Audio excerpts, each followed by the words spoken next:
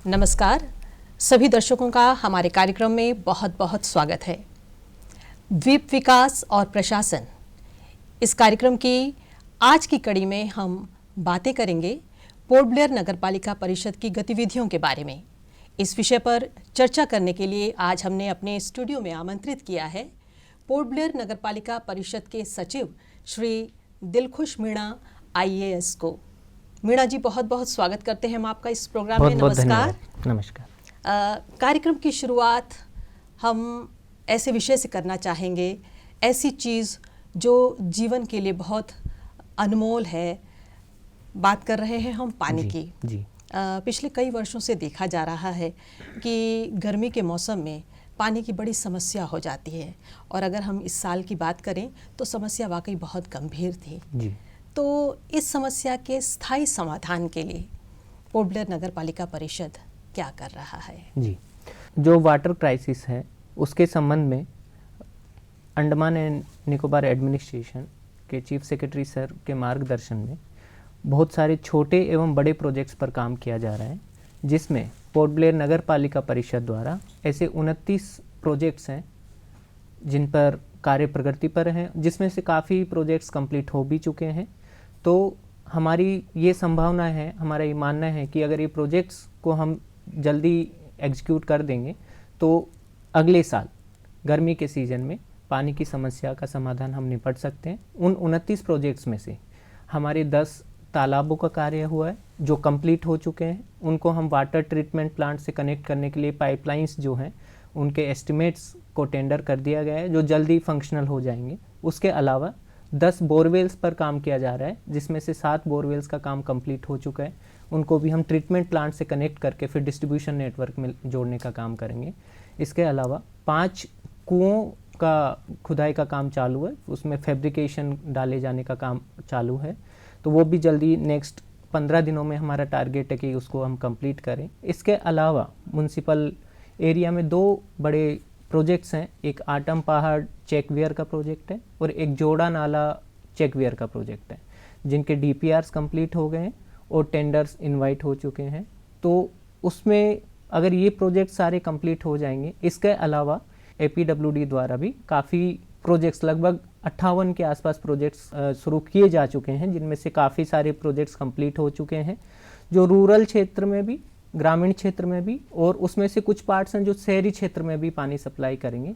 तो ये सारे प्रोजेक्ट्स मिलकर हमारा ये अनुमान है कि अगले साल और आने वाले सालों के लिए हम पानी की समस्या से स्थायी समाधान निकाल पाएंगे। कहने का मतलब ये है कि प्रयास तो जारी है। क्या हम एक तरह से आश्वासन माने कि ये अगले वर्ष गर्मी के मौसम में पानी की किल्लत नहीं होगी? बिल्कुल, हम ये मान सकते हैं, क्योंकि हमारे काफ़ी सारे प्रोजेक्ट्स ऑलरेडी कंप्लीट हो चुके हैं, जिनको हम ट्रीटमेंट प्लांट और फिर डिस्ट्रीब्यूशन नेटवर्क में लाने का कार्य अगले 1-2 महीने में पूर्ण कर दिया जाएगा, जिससे हम फिर जो सप्लाई हमारी धनी खाड़ी डैम से जो गर्मी के समय में जो कम हो जाती है, उसको हम उस गैप को हम फिल कर पाएंगे। मीणा जी, अब ये बताइए कि भवन योजना की मंजूरी के लिए क्या रेन वाटर हार्वेस्टिंग अनिवार्य है, और जो लोग ऐसा नहीं करते या नियमों का उल्लंघन करते हैं तो उनके विरुद्ध क्या कार्रवाई होती है? अभी जितने भी बिल्डिंग प्लान्स अप्रूव किए जाते हैं उसमें रेन वाटर हार्वेस्टिंग का जो कंपोनेंट है वो मैंडेटरी है। ये हमारे जो बिल्डिंग बायलॉज हैं 1999 के, उसमें निहित है कि ये बिल्डिंग बायलॉज में कि रेन वाटर हार्वेस्ट का प्लान बिल्डिंग प्लान में होना चाहिए। उसके अंतर्गत हम बिल्डिंग प्लान में एक सिक्योरिटी डिपॉजिट भी लेते हैं। तो जब बिल्डिंग प्लान अप्रूव हो जाता है, जब बिल्डिंग बन जाता है, तो उसके बाद जो एप्लीकेंट रहता है वो सबमिट करता है कि उन्होंने रेन वाटर हार्वेस्टिंग का जो कंपोनेंट है वो एग्जीक्यूट कर दिया गया है। उसको हमारा फील्ड स्टाफ चेक करता है और उसके बाद ही हम वो सिक्योरिटी डिपॉजिट उनको रिलीज़ करते हैं बाद में। जो लोग ये नहीं करते हैं उसमें जो वॉयलेशंस हैं, जो बायलॉज में जो वॉयलेशंस हैं, उनके अंतर्गत हम उस पर कार्रवाई करते हैं। हम चारों ओर समुद्र से तो घिरे हैं, लेकिन पानी की समस्या होती है। अंग्रेजी का एक पंक्ति याद आ रही है कि water water everywhere but not a drop to drink. तो ऐसी हालत कुछ यहाँ हो जाती है।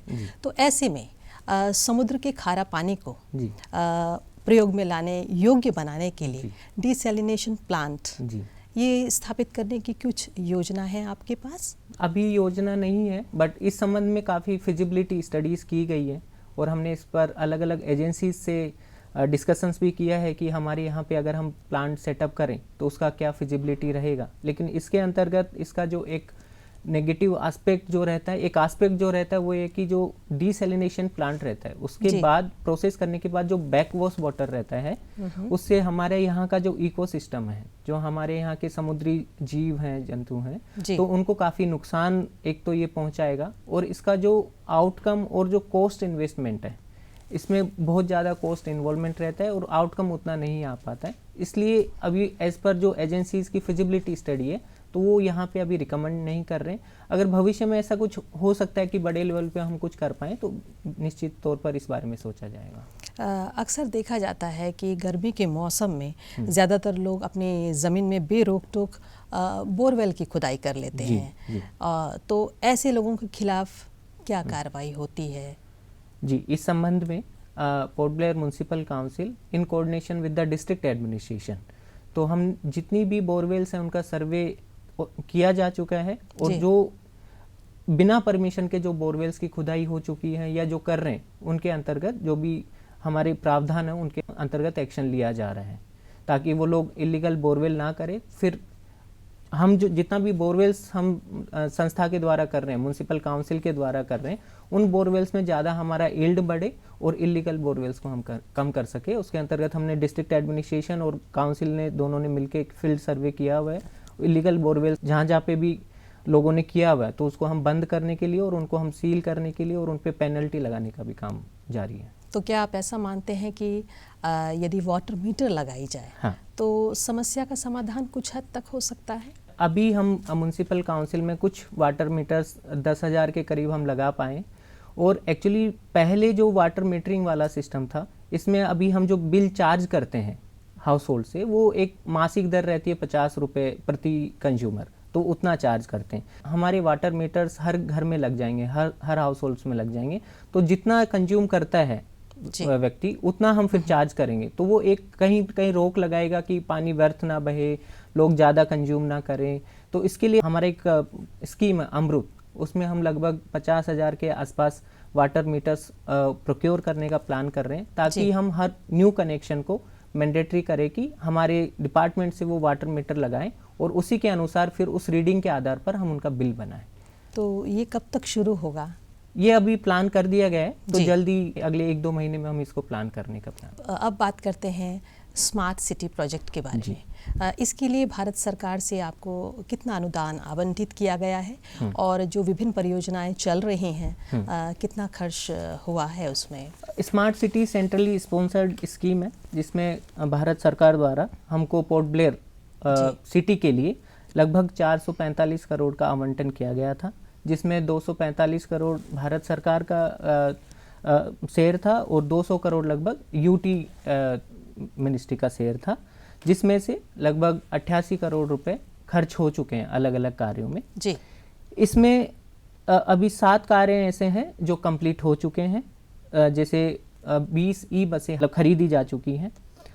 जो एफएसटीपी प्लांट्स रहते हैं, सेप्टिक जो मैनेजमेंट रहता है, वो एक प्लांट हमारे यहाँ पे काम कर रहा है और एक और प्लांट अभी अवार्ड हो चुका है, उसका भी काम जल्दी हो जाएगा।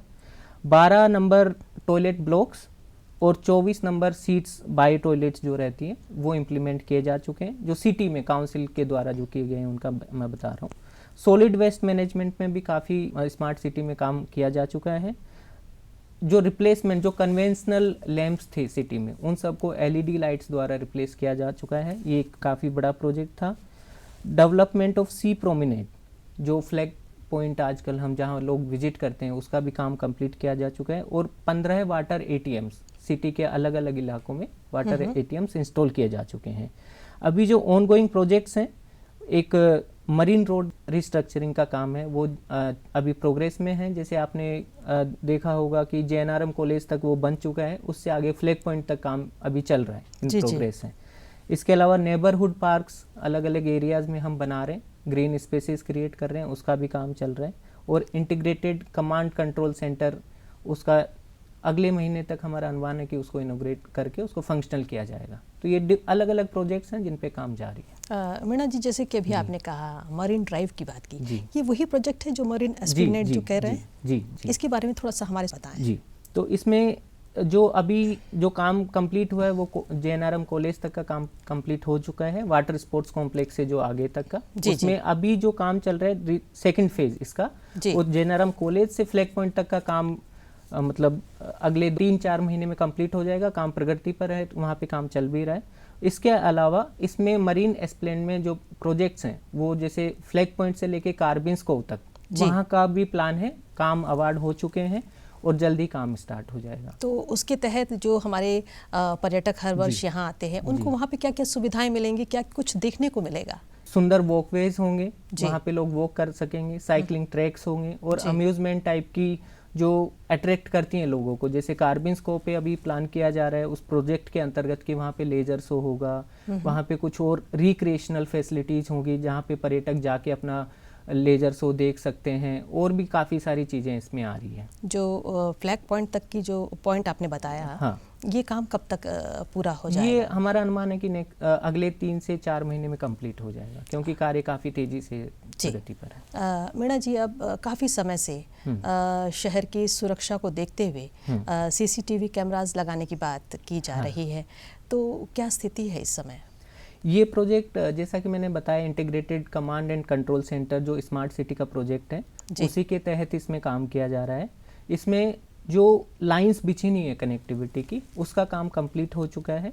और जैसे ही मैं बता रहा था कि अगले महीने तक हम integrated command and control centre को फंक्शनल करने का प्रयास है हमारा, तो उसी के अंतर्गत अभी कैमरे लगने स्टार्ट हो जाएंगे पोल्स पे, जहाँ पे अलग अलग फीड उस सेंटर पे मिलेगा, और उस फीड के आधार पर हम अलग अलग जो हमारी जैसे पुलिस है, डिजास्टर मैनेजमेंट है, और अलग जो विंग्स है एडमिनिस्ट्रेशन के, उनको हम इन्फॉर्म कर सकते हैं ताकि उस पर हम काम कर सकें। ठोस कचरा प्रबंधन, इसके लिए पोर्ट ब्लेयर नगर पालिका परिषद द्वारा क्या कदम उठाए जा रहे हैं? इसमें हमारे जो सैनिटेशन विंग है पोर्ट ब्लेयर नगर पालिका परिषद की जी, तो डोर टू डोर कलेक्शन हम डेली हर वार्ड में इंश्योर करते हैं जी। उसमें हम जो डोर टू डोर कलेक्शन करते हैं वो ड्राई एंड वेट वेस्ट के तहत कर रहे हैं अलग अलग, ताकि हाउस होल्ड लेवल पे वो सेग्रीगेट हो जाए। जो ड्राई वेस्ट होता है उसको हमारे म्युनिसिपल में, शहर में लगभग 12 जो हमारे सेंटर्स बने हुए हैं, SRLM सेंटर्स, वहाँ भेजते हैं। वहाँ उनको सेग्रीगेट करके जो हमने वेंडर्स तय कर रखे हैं, वो वेंडर्स उनको बेलिंग करके मेनलैंड वहाँ ट्रांसपोर्ट करते हैं। जो ग्रीन वेस्ट है, जो वेट वेस्ट है, उसको हम हमारे जो पार्क्स हैं, जैसे गांधी पार्क हैं, जोगर्स पार्क हैं, और अलग अलग जो ग्रीन स्पेसेस हैं, वहाँ पे उनको कंपोस्टिंग का काम किया जाता है।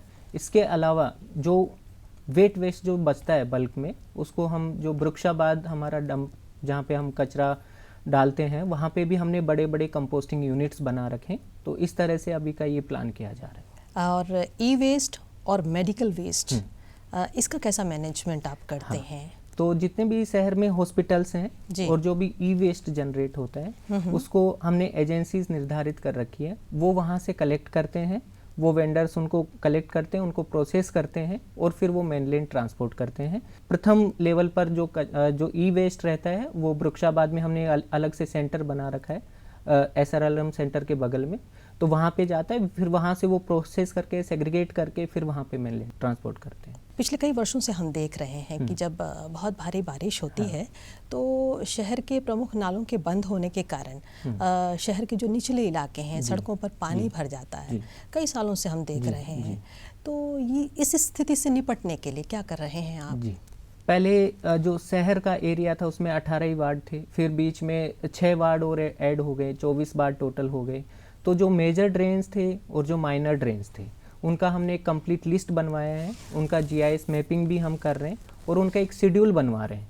एक शेड्यूल कि उनका डीसिल्टिंग का शेड्यूल प्लस रेगुलर क्लीनिंग का शेड्यूल, उसको हम आम जो हमारी पब्लिक हैं उसके सामने भी रखेंगे, उसका उनके तहत उनका फीडबैक भी लेंगे।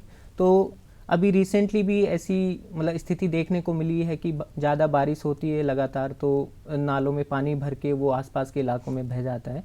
तो अभी बीच में पिछले सप्ताह में हमने विजिट भी किया था जी। 3-4 वार्ड्स का कि हम यहाँ पे क्या कर सकते हैं।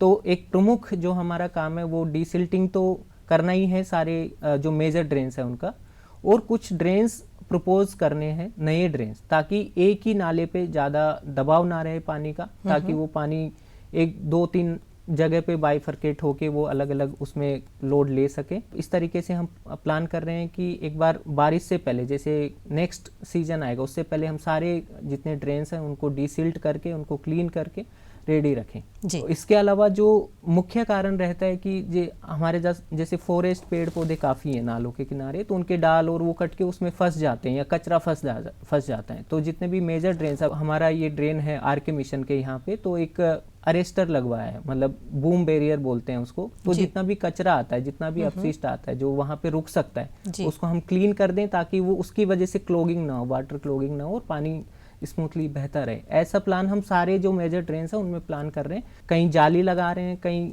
बूम बैरियर लगा रहे हैं, ताकि जो जितना भी वेस्ट जाता है, प्लास्टिक हो गया या और कुछ हो गया, उसकी वजह से पानी रुके ना। तो देखिए, पोर्ट नगर पालिका परिषद तो अपना काम कर रहा है, ऐसे में नागरिकों का भी दायित्व बनता है। आपने भी शायद देखा होगा, लोग अक्सर रास्ते से कुछ खरीद लेते हैं और जो भी होता है कचरे को फेंक देते हैं नालों में। तो ऐसे में आप इस समय जो आपको देख रहे हैं, नागरिकों से क्या कहना चाहेंगे आप? और यही रिक्वेस्ट है सभी सिटीजन से कि नगर पालिका परिषद अलग अलग विंग्स में अपना काम बड़े तेज़ी से और बड़े अच्छे से अभी कर रही हैं। चाहे पार्क्स हो, चाहे आपका वाटर सप्लाई हो, चाहे सैनिटेशन हो, या और भी जैसे काम हो, रोड्स, फुटपाथ्स, जितना संभव हो सकता है उतना अच्छे से और उतना ट्रांसपेरेंसी से काम चल रहा है। लेकिन मेरा सभी सिटीजन से ये आग्रह रहेगा, क्योंकि ये हमारा शहर है, हमारी ज़्यादा आबादी भी अभी तक नहीं है मुख्य भूमि के रिलेशन में देखा जाए तो हम इसको एक बहुत अच्छा शहर, एकदम साफ, स्वच्छ और स्वस्थ शहर बना सकते हैं। तो ये केवल एक, जैसे कहने को तो आप कह सकते हैं कि पोर्ट ब्लेयर नगर पालिका परिषद की जिम्मेदारी, हम मानते भी, हम काम भी कर रहे हैं, लेकिन ये व्यक्तिगत जो इंडिविजुअल रहता है उसकी भी जिम्मेदारी बनती है कि हम अपने आसपास कचरा न फैलने दें। जितना भी वेस्ट आपका होता है वो आप सेग्रीगेटेड ड्राई एंड वेस्ट करके हमारे जो कर्मचारी आते हैं उनको आप सौंपें। उसके अलावा जितना भी ड्रेन्स में आप जो कचरा फेंकते हैं, जिनसे काफ़ी समस्या लोगों को होती है, तो वो सारी चीज़ों के अगर हम एक एक करके अपनी अपनी जिम्मेदारी निभाएंगे तो शायद हम सब मिलकर इसको हमारे देश में सबसे अच्छा शहर, सबसे स्वच्छ और सबसे स्वस्थ शहर बना सकते हैं। तो ये मेरा आग्रह रहेगा कि जितने भी हमारे प्रयास है, इसके अलावा एक और मेरी रिक्वेस्ट रहेगी कि हमको एक फीडबैक आप निरंतर तौर पर, हमारा कंट्रोल रूम 24/7 वर्किंग है, तो उस पर आप हमें फीडबैक दें कि भाई किस एरिया में हमको क्या करना चाहिए, कहाँ पे क्या इशू है, ताकि हम अपने कर्मचारी लोगों को वहाँ पे बता सके, उस चीज़ का निदान कर पाएँ, सॉल्यूशन कर पाएँ।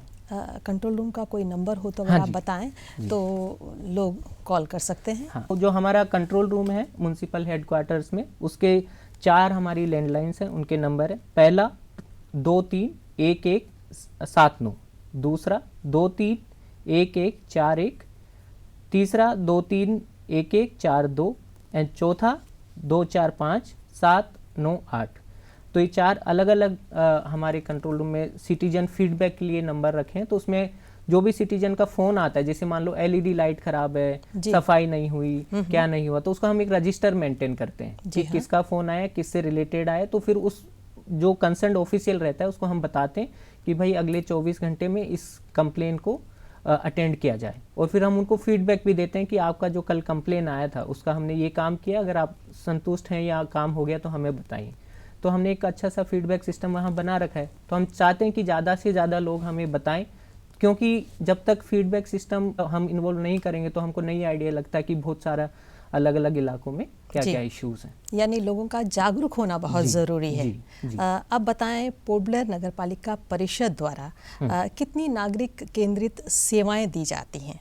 सिटीजन सेंट्रिक सर्विसेज में सबसे पहला तो हम वाटर सप्लाई का जो सर्विस है वो देते हैं। इसके अलावा सैनिटेशन सर्विस हो गया, जितना भी ग्रीन स्पेसेस हैं सिटी में वो हम क्रिएट कर रहे हैं, जैसे जोगर्स पार्क हैं, गांधी पार्क है, उनका मेंटेनेंस और वो सारी चीज़ें।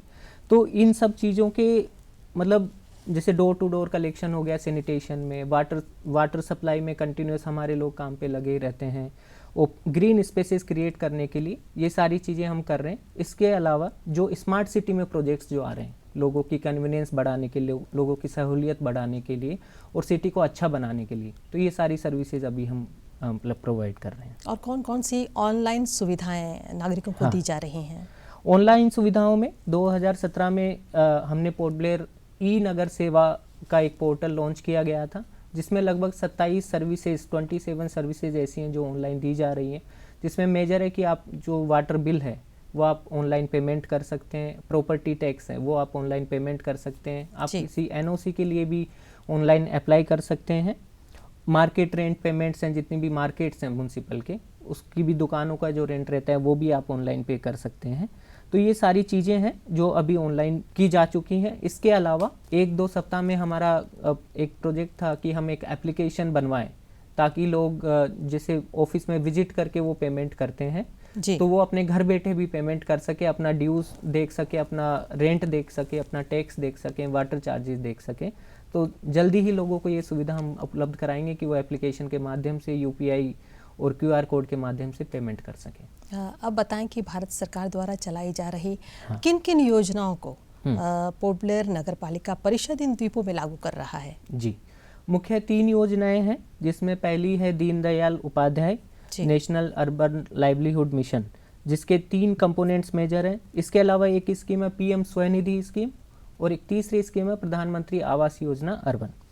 तो जो दीनदयाल उपाध्याय अंत्योदय योजना है नेशनल अर्बन लाइवलीहुड मिशन, उसके 3 कंपोनेंट्स हैं। पहला कंपोनेंट है employment through skill training and placement. तो इसमें हम क्या करते हैं कि जो लोग इंटरेस्टेड रहते हैं, जैसे सिलाई का काम हो गया या कुछ फ्लावर से रिलेटेड बनाने का काम हो गया, तो उनको हम 2 हमारी एजेंसीज हैं जो पार्टिसिपेट कर रही हैं इसमें, उनके थ्रू हम उनको ट्रेनिंग करवाते हैं। ट्रेनिंग के बाद उनको प्लेसमेंट का भी प्रावधान प्रोविजन उसमें शामिल है और उस जो ट्रेनिंग का पीरियड रहता है उसमें हम उनको स्टाइपेंड भी देते हैं जो भी सरकार द्वारा निर्धारित है। दूसरा कंपोनेंट है social mobilisation and institutional development. इसके तहत हम सेल्फ हेल्प ग्रुप्स जो रहते हैं, स्वयं सहायता समूह रहते हैं, उनको बनाने का प्रोत्साहित किया जाता है और उसमें भारत सरकार के द्वारा जिनकी ऐसे अर्बन पुअर जिनकी इनकम जो आय है वो 2 लाख से कम हो, ऐसे एसएचजीज को बढ़ावा दिया जाता है और उन एसएचजीज को अलग अलग लेवल पर, पहले लेवल पर 10,000, फिर 50,000, फिर 1 लाख तक का लोन प्रोवाइड किया जाता है। तीसरा है सेल्फ एम्प्लॉयमेंट प्रोग्राम। इसी स्कीम के तहत उसमें जो एसएचजीज हैं उनको जो बैंक लोन्स दिया जाता है वो 7% की नॉमिनल इंटरेस्ट रेट पे दिया जाता है और अगर वो उसको टाइम पे रीपे कर देते हैं तो 3% का फिर इंटरेस्ट सबवेंशन उनको मिलता है। तो काफ़ी अच्छी स्कीम है, इसमें हमारे काफ़ी एसएचजीज भी पार्टिसिपेट कर रहे हैं। और एक स्कीम है support from urban street vendors. तो इसमें हमने हमारी म्यूनसिपल काउंसिल ने 676 सर्टिफिकेट्स ऑफ वेंडिंग ऐसे लोगों को दिए हैं, उनको आईडी कार्ड्स भी दिए हैं विद टाउन वेंडिंग कमेटी। तो ऐसे लोगों को हम समय समय पर ट्रेनिंग करवाना, उनको जब कुछ छोटे अमाउंट की लोन की ज़रूरत रहती है, तो ये सारी योजनाएं हम इम्प्लीमेंट कर रहे हैं। पीएम स्वनिधि स्कीम में जो कोविड-19 की महामारी के बाद जो स्ट्रीट वेंडर्स थे उनकी हालत को देखते हुए भारत सरकार ने ये स्कीम लॉन्च की थी। इसमें जो स्ट्रीट वेंडर्स रहते हैं उनको लोन देने का प्रावधान था। तो जो हमारे पहले के टारगेट्स थे उससे ज़्यादा ही हमने अचीव कर लिए। अभी कुछ टारगेट्स सरकार ने बढ़ाए हैं, उन टारगेट्स को हम जल्दी अचीव कर लेंगे। इसके तहत भी पहले 10,000 का लोन, फिर 20,000 का लोन, फिर वो पे कर देते हैं तो 50,000 का लोन, ताकि वो अपना जो दुकान रहती है वो अपने रिसोर्सेज को बढ़ा सकें और अच्छे से चला सकें। प्रधानमंत्री आवास योजना अर्बन, इस पे हम लगभग 329 बेनिफिशरीज को घर बना के देने का हमारा टारगेट है, जिसका 2 साइट्स हमारे पोर्ट ब्लेयर में है, प्रोत्रापुर में और वृक्षाबाद में। तो प्रोत्रापुर में दोनों ही जगह काफ़ी कार्य प्रगति पर है। प्रोत्रापुर में अभी फिलिंग वगैरह स्टार्ट हो गया है, तो जल्दी हमारा टारगेट है 24 से पहले ही हम लोगों को घर हैंडओवर कर पाएँ। लोगों को जो सरकारी स्कीम्स है इसके बारे में जानकारी हो तो अवेयरनेस के लिए आप क्या करते हैं? तो हम जैसे स्वनिधि स्कीम है, नेशनल अर्बन लाइवलीहुड मिशन है, तो इन सब के लिए हम समय समय पर अवेयरनेस कैंपेन्स करते हैं, पोस्टर्स के थ्रू और जो सिटी में ऑटोज़ के थ्रू कि लोगों को ज़्यादातर पता रहे। और हमारे जो काउंसलर्स हैं, जो हमारे हैं उनको भी हम बताते हैं, क्योंकि वो जनप्रतिनिधि हैं, लोगों से उनका अच्छा कनेक्ट रहता है, तो उनको भी हम बताते हैं, तो वो भी लोगों का अवेयरनेस। लोगों का रिस्पांस कैसा है? लोगों का रिस्पांस काफ़ी अच्छा है। इनफैक्ट जो स्वनिधि स्कीम में है, जी तो लोग काफ़ी आगे से पार्टिसिपेट कर रहे हैं कि हमारा दुकान को हम बढ़ाना चाहते हैं। आज हम 1000 रुपये प्रतिदिन कमाते हैं, तो हम इसको और बढ़ाना चाहते हैं, हम और चीज़ें इंपोर्ट करना चाहते हैं, खरीदना चाहते हैं, तो जी लोग काफ़ी आगे बढ़ रहे हैं, आगे आ रहे हैं। जी मीणा जी, आप बताइए कि पोर्ट ब्लेयर नगर पालिका परिषद की जो ग्रीन कनेक्ट जो पहल है आपकी, हाँ। थोड़ा हमारे दर्शकों को आप विस्तार से बताएं इस बारे में, क्या है ये? जी, जो ग्रीन कनेक्ट प्रोजेक्ट है, ये हमारा स्मार्ट सिटी जो योजना है सिटी की, उसी का एक पार्ट है, जिसमें जोगर्स पार्क है उसको गांधी पार्क के से कनेक्ट करने का एक प्लान है। काफ़ी अच्छा ब्यूटिफिकेशन, रिक्रिएशनल और अच्छे से बीच में सिटी फॉरेस्ट भी आता है, तो उसको भी कनेक्ट करने का एक प्लान है, जिसका जी। काम अवार्ड हो चुका है और हम आशा करते हैं कि जल्दी से ही ये काम समाप्त हो और लोगों को इसका फ़ायदा मिले। जैसे कि आपको पता है, गांधी पार्क भी काफ़ी एक अच्छा रिक्रिएशनल सेंटर है, ग्रीन स्पेस है, जहाँ पे लोग जाते हैं, घूमते हैं। जोगर्स पार्क भी एक बहुत ही अच्छा स्पेस है सिटी में। तो गांधी पार्क में लगभग 20 एकड़ का जो ज़मीन है उसको रीडेवलप करने का प्लान है, और जोगर्स पार्क में लगभग 4 एकड़ है, और जो सिटी फॉरेस्ट है जो दोनों को कनेक्ट करेगा वो लगभग 60 एकड़ का एरिया रहेगा। तो उस पूरे को इको फ्रेंडली स्ट्रक्चर्स उन सब से कनेक्ट करने का प्लान है, जहाँ पे योगा करने के अलग अलग जो स्टैंड्स रहते हैं, वो प्लेटफॉर्म्स हैं, वो बनाए जाएंगे। इको फ्रेंडली तरीके से ही लोगों के लिए रिक्रिएशनल स्पेस बनाए जाएंगे, और गांधी पार्क में भी काफ़ी सारा जो ब्यूटिफिकेशन काम है, जो रिक्रिएशनल है, बोटिंग वगैरह, वो सारा उसमें प्रावधान रखा गया है।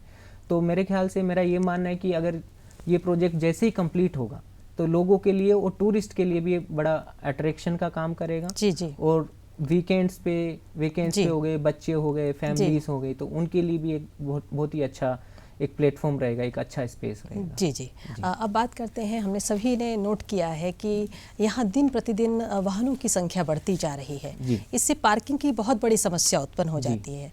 मीणा जी, इस समस्या से निपटने के लिए क्या किया जा रहा है? पार्किंग का, जैसे हम सबको पता है, एरिया हमारा कम है, अर्बनाइजेशन ज़्यादा है, लोगों के पास व्हीकल्स की संख्या दिनों दिन बढ़ती जा रही है। तो इसमें अभी हमारा पहला जो कदम इस क्षेत्र में है कि हमारे जो अनआइडेंटिफाइड पार्किंग स्पेसेस हैं सिटी में, जहाँ पे लोग अनऑथराइजली और मतलब ऐसी गाड़ियाँ खड़ी कर देते हैं ताकि जो लोग बाकी लोग रहते हैं उनको बड़ा दिक्कत रहता है। तो अभी पिछले 2 महीने में हमने एक सर्वे करवाया हमारे म्युनिसिपल काउंसिल के अलग अलग विंग्स द्वारा, बिल्डिंग और इंजीनियरिंग विंग और सैनिटेशन विंग और रेवेन्यू विंग। तो हमने 36 ऐसे पार्किंग स्पेसेस आइडेंटिफाई किए हैं। उन पार्किंग स्पेसेस को हम फंक्शनल करने का प्रयास किया गया था, अभी वो ऑलमोस्ट हो गया है। उसमें हम क्या कर रहे हैं कि जो पोस्ट मशीन रहती है उसके माध्यम से उन पार्किंग्स को अच्छे से मैनेज करें, ताकि लोग एस्थेटिक और अनऑथराइजली व्हीकल्स पार्क ना करें, जिससे ट्रैफिक को दिक्कत होता है ये सब। तो अगले 1 सप्ताह में हमारा प्लान है कि 36 पार्किंग्स हम चालू कर दें, तो एक स्पेस मिल जाएगा लोगों को गाड़ियां खड़ी करने का।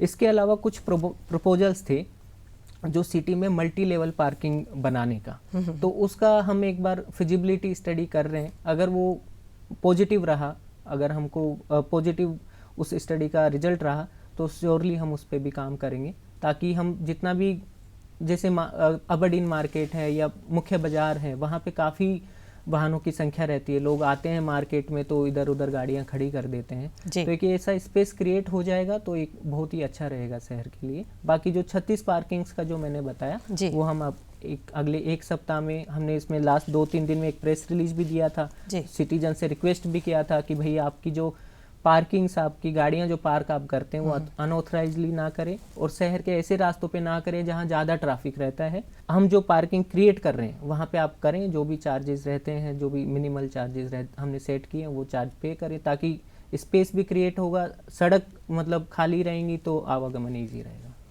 तो दिलखुश मीणा जी, आज आप हमारे कार्यक्रम में आए और आपने पोर्ट ब्लेयर नगर पालिका परिषद की गतिविधियों के बारे में विस्तार से हमें जानकारी दी।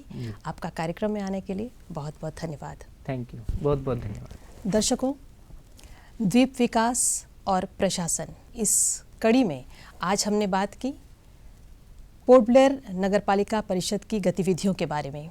अगले कार्यक्रम में किसी नए विषय के साथ हम फिर उपस्थित होंगे। तब तक के लिए नमस्कार।